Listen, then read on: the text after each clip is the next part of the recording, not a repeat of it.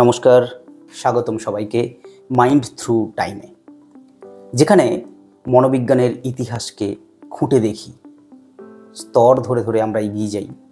আমি Shantanu, clinical psychologist and গ্রাফোলজিস্ট।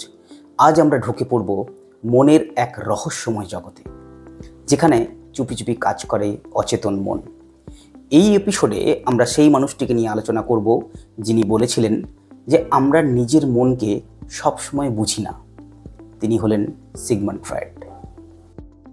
1856 সালে Sigmund Freud জন্ম নেন, যিনি প্রথমে একজন নিউরোলজিস্ট হিসেবে কাজ করা শুরু করলেও পরবর্তী ক্ষেত্রে তার প্রশ্নগুলো ছড়িয়ে যায় মস্তিষ্ক থেকে মনের গভীরে।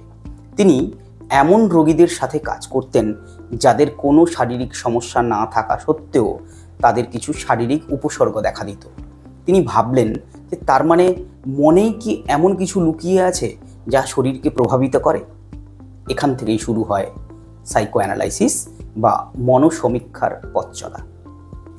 ফ্রয়েড বলেছিলেন যে আমাদের মন 3টি স্তরে কাজ করে: সচেতন, অচেতন এবং অবচেতন। সচেতন, যা আমরা জানি; অবচেতন, যা একটু মনে করলেই বোঝা যায়; আর অচেতন, যা গভীরে লুকিয়ে থাকে, যেমন স্মৃতি, বাসনা, ভয়। ফ্রয়েড এটিকে একটি আইসবার্গের সাথে তুলনা করেছিলেন। তিনি বলেছিলেন যে এর ছোট্ট মাথাটাই কেবলমাত্র জলে দেখা যায়, কিন্তু বিশাল অংশ কিন্তু থাকে জলের গভীরে। তার মতে আমাদের ব্যবহার অনেকটাই নিয়ন্ত্রিত হয় এই অচেতন অংশের দ্বারাই। ড্রিম বা স্বপ্ন। স্বপ্ন হলো অচেতন মনের রাজপথ। এই কথাটি বলেছিলেন সিগমন্ড ফ্রয়েড। তার মতে আমাদের চেপে রাখা ইচ্ছা, লালসা, ভয়, এই সব কিছু স্বপ্নের মধ্য দিয়ে কিন্তু বের হয় ছদ্মবেশে। ধরুন আপনি স্বপ্নে দেখছেন দাঁত পড়ে যাচ্ছে, হতে পারে এটি নিয়ন্ত্রণ হারানোর ভয়। ফ্রয়েড বলতেন যে প্রত্যেক স্বপ্নে একটা বাসনা কিন্তু লুকিয়ে থাকে। যদিও আজকের দিনে অনেক মনোবিজ্ঞানী এসব ব্যাখ্যার সাথে একমত নন, কিন্তু স্বপ্নের অর্থ নিয়ে ভাবার মতো সূত্রপাত সেই সিগমন্ড ফ্রয়েডের হাত ধরেই কিন্তু হয়েছিল। ফ্রয়েড এটাও দেখিয়েছিলেন যে আমরা নিজেদের মনের কষ্ট, সেখান থেকে নিজেরাই কিন্তু নিজেদেরকে কোথাও রক্ষা করি, এবং এই প্রক্রিয়াটার উনি নাম দিয়েছিলেন ডিফেন্স মেকানিজম। যেমন রিপ্রেশন বা কষ্টকর স্মৃতিকে চেপে রাখা, ডিনায়াল সত্যিটাকে অস্বীকার করা, বা প্রজেকশন নিজের ভুল অন্যের ঘাড়ে চাপিয়ে। আজও কিন্তু এই যে কোনো সাইকোথেরাপিতে এই ধরনের কৌশলগুলো কিন্তু ব্যাখ্যা করেই দেখানো হয়।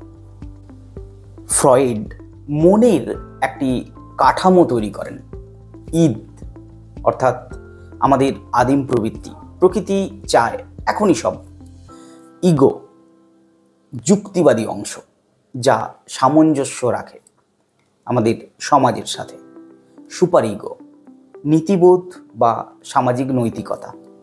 এই আমাদের মন সবসময় চলতে থাকে এই 3টি শক্তির সংঘর্ষে।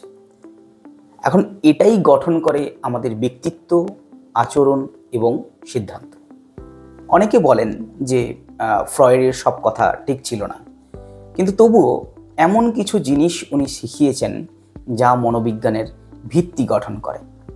শৈশব অভিজ্ঞতা আমাদের গড়ে তোলে, বা কথা বলার মাধ্যমে মন ভালো করা যায়। মনের গভীরে লুকিয়ে থাকে অনেক না বলা কথা। আজকের সাইকোথেরাপি, কাউন্সেলিং বা মনের গবেষণা সবই কিন্তু তার বপন করা বীজ থেকেই জন্মেছে। পরবর্তী এপিসোডে আমরা জানব সেই সমস্ত মনোবিজ্ঞানীদের কথা যারা বলেছিলেন যে মন নয়, আচরণই আসল। হ্যাঁ, আমরা যাব বিহেভিয়ারিজমের জগতে, যেখানে কুকুর লালা ফেলে, ইঁদুর বোতাম টেপে, আর মানুষকে শেখানো যায় পুরস্কার আর শাস্তির মাধ্যমে। যদি এই এপিসোড ভালো লেগে থাকে তাহলে লাইক, শেয়ার ও সাবস্ক্রাইব করতে ভুলবেন না, এবং মানসিক সহায়তার প্রয়োজন হলে আমার তথ্য পাওয়া যাবে ভিডিওর নিচে ডেসক্রিপশানে। দেখা হবে পরের পর্বে। মন বোঝার যাত্রা চলুক। ধন্যবাদ।